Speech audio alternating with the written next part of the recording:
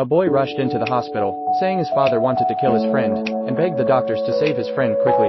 Meanwhile, the father, covered in blood, calmly handed his severed limbs to the doctors, and asked the boy not to make a fuss. The doctors were puzzled by the man's actions, but the boy explained that his friend was outside the hospital, bleeding profusely and unable to move. The situation was dire, prompting the doctors to sound a level 1 alert.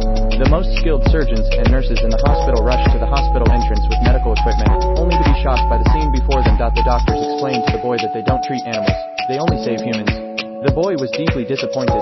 Aren't doctors supposed to save lives and help the wounded? The father tried to console the boy, suggesting they take his friend home and prepare a good meal for him.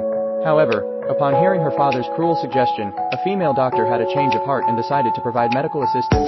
Despite the nurse's disapproval, the boy's father couldn't bear it any longer and told the doctors not to spoil the child.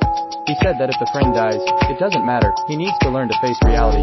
This statement ignited a strong sense of compassion in the doctor's heart, reinforcing his determination to save the fawn. Referring to the boy's frame, he put on gloves and began a thorough examination. The fawn's heartbeat was already very weak. He asked the nurse to bring an oxygen mask to help with respiration. The boy's father found all this absurd and childish, but the doctor retorted that holding on to hope was not a naive act. He wanted the boy to believe in the power of hope. At that moment, he wasn't just saving a fawn, he was fulfilling the boy's expectations. The female doctor even brought a defibrillator from the emergency center and aimed it at the fawn's heart. Here we go. The fawn experienced